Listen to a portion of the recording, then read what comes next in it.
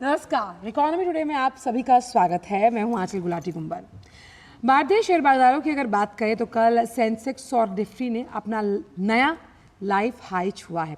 उससे एक दिन पहले निफ्टी ने कारनामा किया था। ग्लोबल बाजारों से आज जो संकेत है वो अच्छे हैं, जिसकी वजह से जो भारतीय बाजार है उनकी शुरुआत भी अच्छी दिखाई दे रही है। वैसे आज से निफ्टी की सितंबर सीरीज शुरू हो रही है।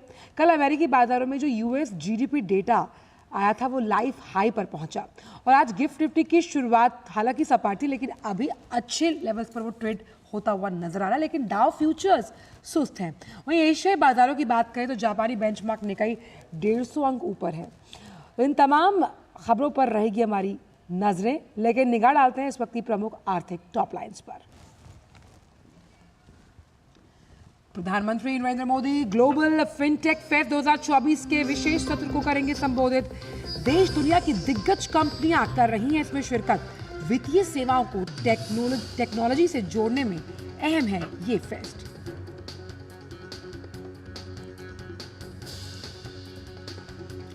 आज महाराष्ट्र को मिलेगी देश की सबसे बड़ी बंदरगाह परियोजना की सौगात। प्रधानमंत्री रखेंगे आधारशिला।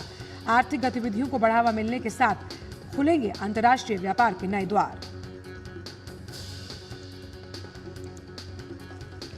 मूडीज ने बढ़ाया भारत की ग्रोथ का अनुमान। भारत की अर्थव्यवस्था की विकास दर 2024 में 6.8% से बढ़कर 7.2% रहने की जताई उम्मीद। ग्रामीण मांग में सुधार के संकेतों का दिया हवाला।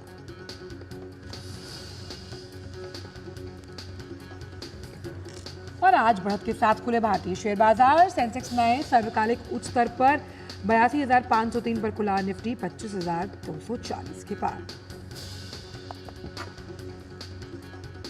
तो इन तमाम खबरों पर रहेगी दिन भर आज हमारी नजर।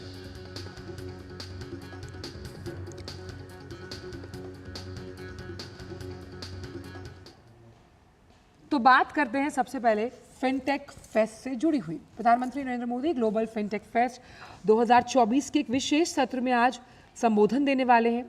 इस फिनटेक के महाकुंभ में दुनिया भर की 800 से ज़्यादा जो पॉलिसी मेकर्स हैं, यानी कि नीति निर्माता, रेगुलेटर्स और फिनटेक फाउंडर्स हिस्सा ले रहे हैं। इस वर्ष जीएफएफ की थीम है वित्त के अगले दशक के लिए ब्लूप्रिंट, यानी कि अगले 10 सालों के लिए क्या ब्लूप्रिंट है इस पूरे फिनटेक क्षेत्र का। सम्मेलन में फिनटेक से संबंधित मुद्दों पर 350 से अधिक सेशंस रखे गए। मुंबई के जियो वर्ल्ड कन्वेंशन सेंटर में आयोजित जीएफएफ में फिनटेक परिदृश्य में नवीनतम नवाचारों को भी प्रदर्शित किया जा रहा है। जीएफएफ 2024 में 20 से ज़्यादा थॉट लीडरशिप रिपोर्ट और श्वेत पत्र लॉन्च कर सकता है। फिनटेक फेस्ट 2024 का आयोजन payments council of India, national payments corporation of India और फिनटेक कन्वर्जेंस काउंसिल द्वारा संयुक्त रूप से किया जा रहा है।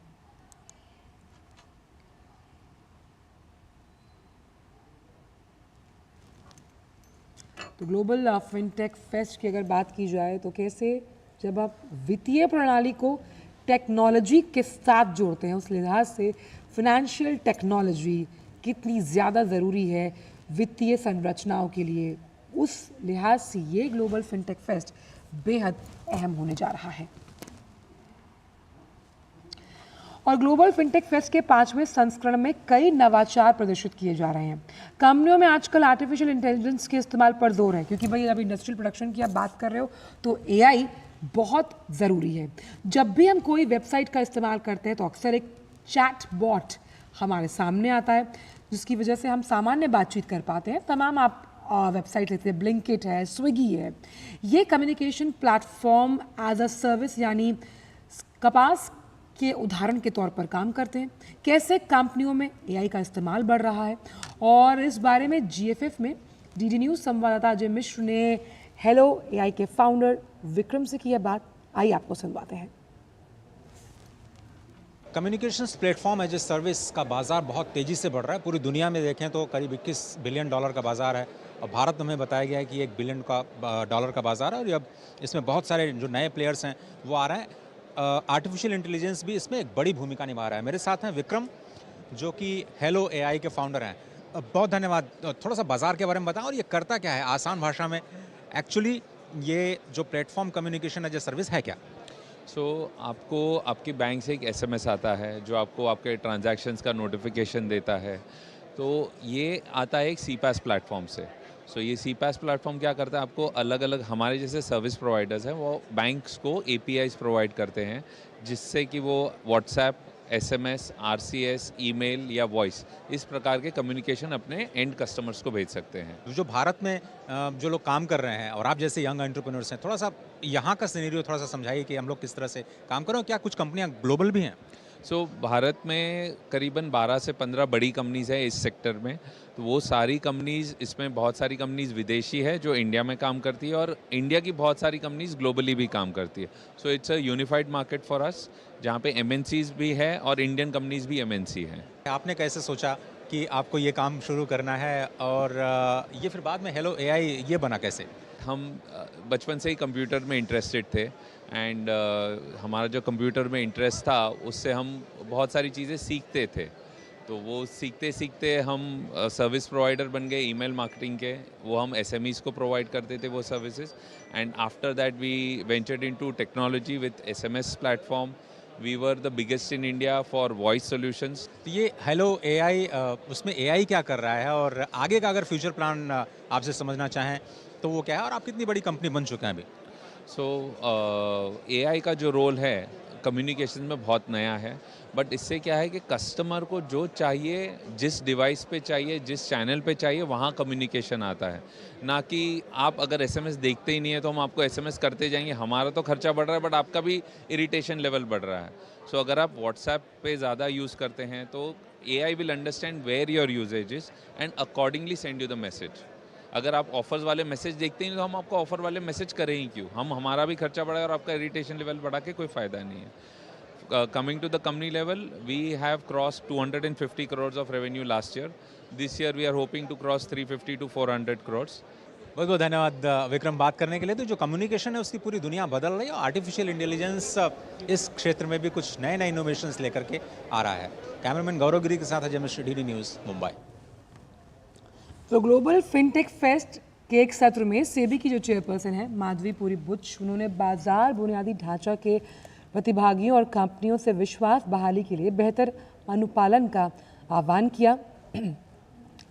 सेबी प्रमुख ने बताया कि फ्यूचर्स एंड ऑप्शंस की श्रेणी में सट्टेबाजी को रोकने के लिए सेबी की ओर से जारी 7 सूत्रीय प्रस्तावों पर 6000 से अधिक सुझाव या यूं कहें प्रतिक्रियाएं मिली, और इन्हीं प्रतिक्रियाओं का विश्लेषण करने के लिए व्यापक परामर्श और तकनीक का इस्तेमाल किया जा रहा है।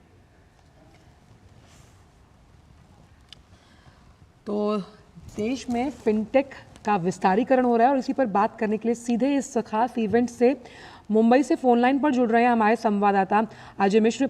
अजय, फिनटेक की दुनिया की अगर बात की जाए तो भारत आज पूरे विश्व में तीसरे नंबर पर है। 2022 में फिनटेक देश में सबसे ज़्यादा फंड पाने वाला सेक्टर था और आज जिस तरह से अगले दशक के लिए एक ब्लूप्रिंट जारी किया जा सकता है, फिनटेक से बहुत उम्मीदें और असीम संभावनाओं के आकाश। अब हम प्रॉब्लम सॉल्विंग की बात करते हैं वित्तीय सॉल्यूशंस के जरिए।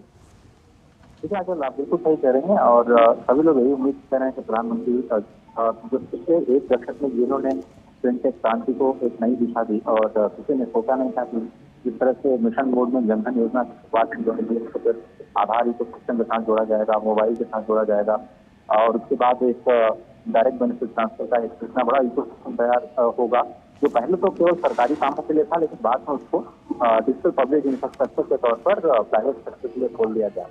जब बैंकिंग सेक्टर इसमें जुड़ना शुरू हुआ 2014 के बाद में, तो इसमें फिनटेक एज एन इंडस्ट्री बहुत तेजी से ग्रो की और आप देखिए कि इस वक्त अगर वर्ल्ड एवरेज केवल 13% है तो हमारे भारत की जो फिनटेक इंडस्ट्री है वो 50% की रेट से ग्रो कर रही है और इसीलिए पूरा ये जो भारत है उसको fintech capital of the world कहा जाने लगा है। जितने भी जो स्पीकर्स हैं 75 से ज्यादा देशों से यहाँ स्पीकर्स आए हुए हैं और जितना भी हम सुन पाए सभी लोगों ने यूपीआई की बात की, डीपीआई की बात की। आपको याद होगा G20 में भी डिजिटल पब्लिक इंफ्रास्ट्रक्चर की जम करके तारीफ की गई थी, बहुत सारे देशों ने इसका खुलकर स्वागत किया था, बहुत सारे कोलैबोरेशन भी हो रहे हैं। लेकिन अब बात हो रही है डीपीआई 2.0 की। डीपीआई 2.0 जो ओएनडीसी और भारत स्टेट जैसे, भारत हेल्थ स्टेट जैसे जो इंफ्रास्ट्रक्चर क्रिएट करने जा रहा है भारत, और ये भारत का अपना खुद का मॉडल है आजकल जो पूरी दुनिया में और कहीं नहीं है। बिल्कुल। बाहर क्या होता है कि कंपनियां अपने प्रॉफिट के लिए एक ऐसा इकोसिस्टम तैयार करती हैं जो कंज्यूमर्स यूज करते हैं।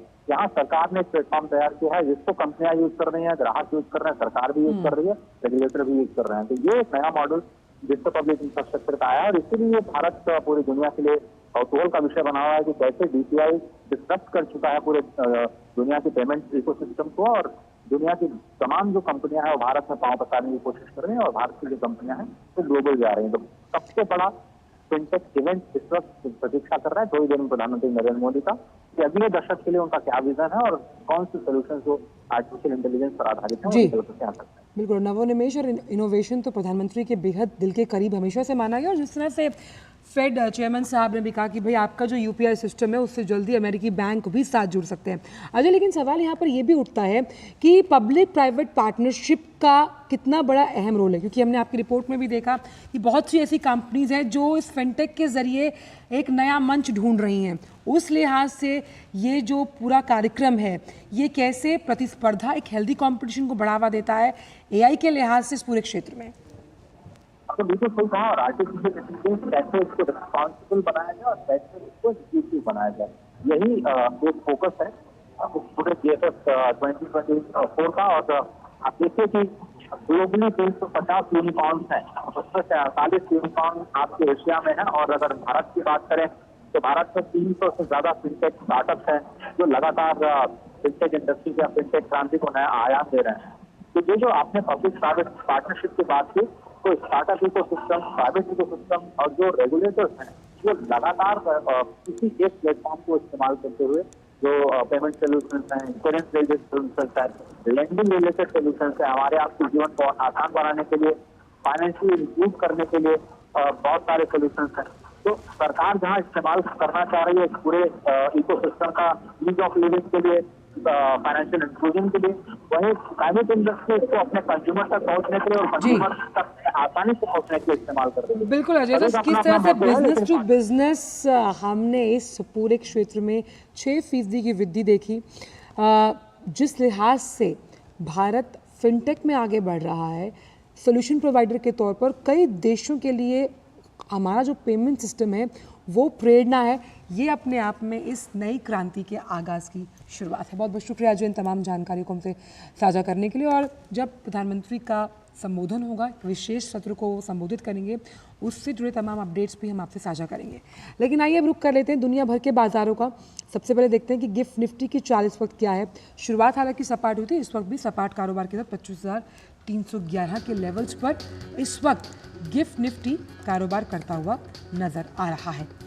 रुक करते हैं सेंसेक्स का। नए लाइफ हाई को छूता हुआ सेंसेक्स शुरुआत हुई थी बेहतरीन, हम कहते हैं मार्केट का स्तर 82,502, 367 अंकों की बढ़त के साथ सेंसेक्स का जो ओपनिंग है वो नज़र आ रहा है। लेकिन निफ्टी इस वक्त कदम ताल मिलाता हुआ या नहीं, 25,245 का लेवल, 93 अंकों की बढ़त यहाँ पर नज़र आ रही है।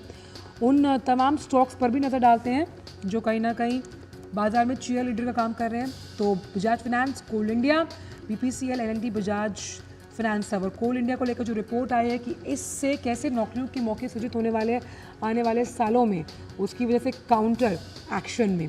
वहीं लूजर्स पैक में मुनाफा वसूली कहाँ हावी है वो देख लेते हैं। Tata Motors, TCS, Sun Pharma, Tech Mahindra, Bajaj Auto, 2 दिग्गज काउंटर्स ऑटो क्षेत्र के, एक डिफेंसिव यानी कि फार्मा और 2 IT काउंटर्स इस वक्त मुनाफा वसूली के साथ बाजार पर हावी होते हुए नजर आ रहे हैं। तो इन तमाम स्टॉक ओरिएंटेड एक्शन पर भी दिन भर रहने वाली है नज़र। ख़ास तौर पर ये जो पूरा वीक है इसमें लगातार लाइफ हाइज बनाते हुए नजर आए दोनों काउंटर्स। तो इस लिहाज से इन तमाम खबरों पर रहेगी नजर, लेकिन वक्त एक छोटे से ब्रेक का है।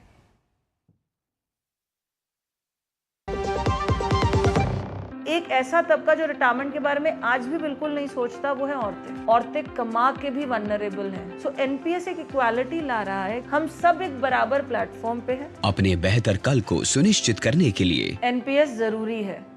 बात जब पीढ़ियों के लिए बनने वाले घर की हो तो जिम्मेदारी बड़ी हो जाती है। गैलेंट समझता है ये जिम्मेदारी। अब डबल M रिम्स के साथ गैलेंट एडवांस TMT रीबार, निर्माण का रियल हीरो।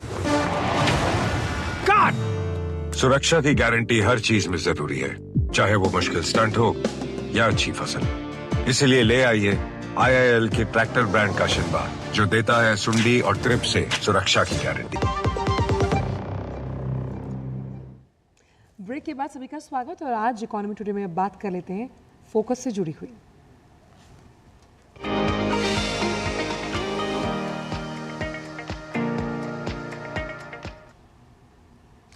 आरबीआई लगातार ऐसी पॉलिसी सिस्टम और प्लेटफॉर्म तैयार करने पर काम कर रहा है जो फाइनेंशियल सेक्टर को मजबूत, जुझारू और कस्टमर फोकस्ड बनाए। आने वाले समय में डिजिटल पेमेंट और ऑनलाइन बैंकिंग में ग्राहकों को और ज़्यादा सुविधाएं मिलेंगी। साथ ही मजबूत डिजिटल सिस्टम से साइबर फ्रॉड के मामलों पर भी लगाम लगेगी। देखिए रिपोर्ट के जरिए। भारतीय रिजर्व बैंक वित्तीय क्षेत्र को मजबूत और ग्राहक केंद्रित बनाने के लिए लगातार नई नई नीतियां, सिस्टम और प्लेटफॉर्म तैयार करने में लगा हुआ है। आरबीआई के 90वीं वर्षगांठ के मौके पर बंगलुरु में आयोजित एक वैश्विक सम्मेलन में रिजर्व बैंक ऑफ इंडिया के गवर्नर शक्तिकांत दास ने आरबीआई के सफर को शानदार बताया।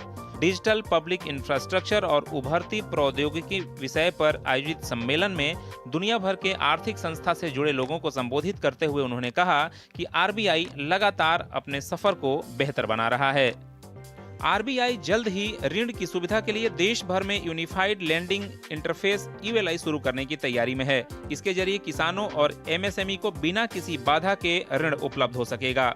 यह प्लेटफॉर्म विभिन्न राज्यों के भूमि रिकॉर्ड सहित कई डेटा सेवा प्रदाताओं से ऋणदाताओं तक सुगम और सहमति आधारित डिजिटल जानकारी की सुविधा प्रदान करेगा। इससे खास तौर पर छोटे और ग्रामीण क्षेत्रों में कर्ज लेने वाले लोगों को ऋण मंजूरी में लगने वाला समय भी कम होगा। By digitizing access to customers' financial and non-financial data that otherwise resided in disparate silos, ULI, that is Unified Lending Interface, is expected to cater to large unmet demand for credit across various sectors, particularly for agricultural and MSME borrowers. Based on our experience from the pilot project, a nationwide launch of the ULI will be done in due course. RBI governor Shaktikanta Das ने कहा कि ग्राहक के वित्तीय और गैर वित्तीय data तक पहुंच को डिजिटल बनाकर यूएलआई से विभिन्न क्षेत्रों में एक विशेष रूप से कृषि और एमएसएमई उधारकर्ताओं के लिए ऋण की बड़ी अधूरी मांग को पूरा करने की उम्मीद है।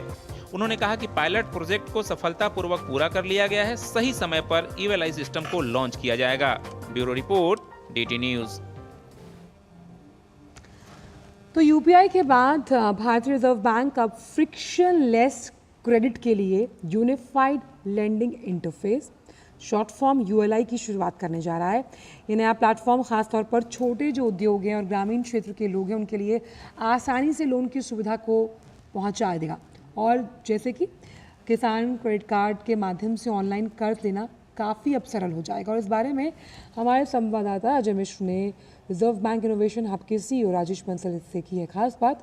आइए आपको सुनवाते हैं। यूएलआई की बहुत चर्चा हो रही है। सबसे पहले आसान भाषा में यूएलआई है क्या? जैसे यूपीआई ने पेमेंट्स को ट्रांसफॉर्म किया, यूएलआई का उद्देश्य ये है कि पिछले 15 सालों में देश में इतना डिजिटल डेटा क्रिएट हुआ है, डिजिटल इंफ्रास्ट्रक्चर क्रिएट हुआ है कि उसको हम किसी को लोन देने के लिए कैसे इस्तेमाल कर सकते हैं। तो वो मिडल लेयर जो है, जो आरबीआई ने कंसेप्चुअलाइज किया है, उसका वही है कि डेटा को हम अनलॉक करेंगे ताकि हमारे किसान भाई, हमारी मिल्क पोरिंग जनसंख्या और कोई भी आसान शॉपकीपर, नैनो एंटरप्रेन्योर आसानी से लोन ले सकेगा। ये कहा जा रहा है कि आप लोन लेना कैसे आसान होगा और साथ ही साथ फ्रिक्शन फ्री होगा। और ये यूएलआई आखिर है क्या, इस पर बात करने के लिए बेहद खास मेहमान हमारे साथ जुड़ गए हैं। शुभमोय भट्टाचार्य जी सीनियर इकोनॉमिक जर्नलिस्ट हैं। शुभमोय जी, बहुत बहुत स्वागत है आपका। पहला सवाल यही है कि यूपीआई अब यूएलआई कैसे प्रोसेसिंग की सुविधा को, या आसान शब्दों में कहें कि भाई अगर आपको लोन लेना है, आप छोटे व्यापारी हैं, कितना आसान बनाएगा और कितना यूजर फ्रेंडली रहेगा यूएलआई? अच्छा जी, यूएलआई का सिग्निफिकेंस ये है कि आप जैसे सैलरी के ऊपर डिपेंड करते हैं मध्यम वर्गीय लोग, और उसके ऊपर उनका महीने का काम चलता है।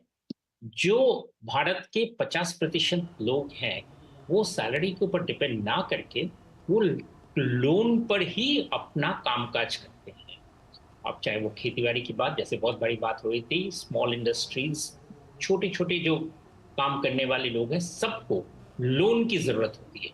और ये लोन का प्रक्रिया उनके लिए एक बेहद मुश्किल बात होती है, क्योंकि इस पर एक तो रेट ऑफ इंटरेस्ट काफी हाई होता है, दूसरी बात होता है कि कब कैसे मिलेगा, किस बिंदु से मिलेगा, वो उनके लिए एक बहुत बड़ी परेशानी है। इसीलिए इन सभी चीजों को आरबीआई पूरा चीज को समेट कर एक ऐप बनाने की कोशिश कर रहे हैं। ऐप से भी ज्यादा एक सिस्टम बनाने की कोशिश कर रहे हैं। ठीक जैसे यूनाइटेड पेमेंट इंटरफेस आज पूरा भारत में जाल अपना विस्तार कर चुका है कि कहीं भी कोई भी पेमेंट करना चाहे तो एक क्यूआर कोड के जरिए कर सकते हैं, उसी तरह से यूनिफाइड लेंडिंग इंटरफेस प्रैक्टिकली वही काम करेगा कि लोन लेने के लिए ग्राहक को ये सोचने के या ये विस्तारित कागजों वगैरह की जरूरत नहीं पड़ेगी। वो सीधा किसी से भी जब वो लोन के बारे में चर्चा करेंगे तो प्रैक्टिकली क्यूआर कोड के जरिए ही अपना लोन का काम कर सकते हैं। तो आप सोच सकते हैं उनके लिए खर्च, मतलब बहुत सारा चीज कितना कम हो जाता है। और ये खासकर भारत में जब हम कह रहे हैं कि हम एस्पायरिंग इंडियंस की बात कर रहे हैं, यंग इंडियंस की बात कर रहे हैं, तो उनके लिए ये एक बहुत बड़ा सपोर्ट सिस्टम के तौर से साबित होगा। जी शुभमय, साइबर सिक्योरिटी एक्सपर्ट्स की अगर माने तो करीबन 700 ऐसे इंस्टेंट लोन ऐप्स हैं जो चल रहे हैं और सीधा वो ब्रीच कर जाते हैं आपकी गैलरी के थ्रू, और आपकी जो इंटरनल सिक्योरिटी है ये भी आरबीआई के लिए चिंता का सबब है। और अगर यूएलआई जैसा एक प्लेटफॉर्म उपलब्ध होगा तो ये कर्ज देने की जो सुविधा है वो आसान होगी, खास तौर पर तब जब अभी करीबन 67% से ज़्यादा लोग जो युवा हैं वो पर्सनल लोन लेते हैं जिसको वो शायद बिजनेस के लिए इस्तेमाल करें या किसी और वजह के लिए इस्तेमाल करते हैं। बिल्कुल।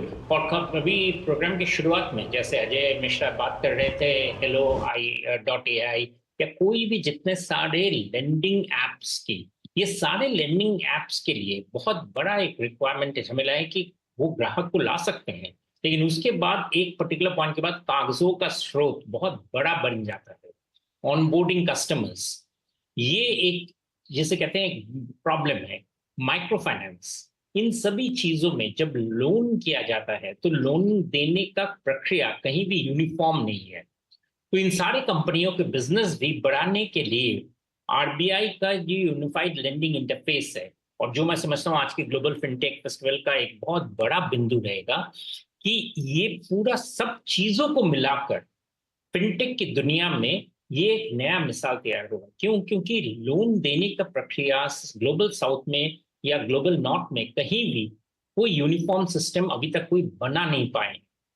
आरबीआई इस रास्ते पे चल चुके हैं। So it's a pioneering effort globally, और इसको सक्सेसफुल करने के लिए जो भी सिस्टम है वो आरबीआई जरूर करेंगे। और हमें आशा है कि यूनाइटेड पेमेंट इंटरफेस जिस तरह से भारत का पूरा पेमेंट का छवि को बदल दिया है, उसी तरह से यूनिफाइड लेंडिंग इंटरफेस पूरा लोन देने का प्रक्रिया को बदल देगा। बिल्कुल जी। और साफ तौर पर जो भारत में कर्ज लेने के सेक्टर की क्षमता है उसमें एक क्रांतिकारी बदलाव आएगा। समय कम है हमारे पास। शुभमय, बहुत बहुत शुक्रिया इन तमाम जानकारी को हमसे साझा करने के लिए। तो साफ तौर पर यूएलआई प्लेटफॉर्म, जब हम कर्ज लेने की बात करते हैं और जो तमाम ऐप्स चल रहे हैं उनसे एक बेहतर इंटरफेस साबित हो सकता है, क्योंकि इंस्टेंट लोन के साथ आप आरबीआई की गाइडलाइंस के अंतर्गत यहाँ पर जो फटाफट लोन है विद योर सिक्योरिटी आपको मिल जाता है। और फिलहाल वक्त हो चला है कि हम आपसे विदा लें, लेकिन जाने से पहले कारोबार जगत से जुड़ी कुछ अहम खबरें बिजनेस लैब के जरिए आपसे कर रहे हैं साझा। मुझे मेरी पूरी टीम को दीजिए इजाजत। नमस्कार। वित्त मंत्रालय ने एक अधिसूचना जारी कर गिफ्ट सिटी में स्टॉक एक्सचेंजों पर सूचीबद्ध होने के लिए कंपनियों की न्यूनतम आवश्यक सार्वजनिक शेयरधारिता को मौजूदा 25% से घटाकर 10% कर दिया है। इससे खासतौर पर उन भारतीय कंपनियों को फायदा होगा जो वैश्विक उड़ान भरना और अन्य बाजार में अपनी मौजूदगी का विस्तार करना चाहती हैं। CII ने नई दिल्ली में राष्ट्रीय सोशल टेक स्टार्टअप सम्मेलन का आयोजन किया। इसका उद्देश्य सामाजिक क्षेत्र में बदलाव लाने वाले सोशल टेक स्टार्टअप को बढ़ावा देना, उनके अनुभवों को सुनना और उद्योग जगत से CSR के तहत सहायता दिलाने का मंच प्रदान करना है। इस दौरान CII ने स्टार्टअप कंपेडियम और फिस्ट प्लेटफॉर्म का अनावरण किया।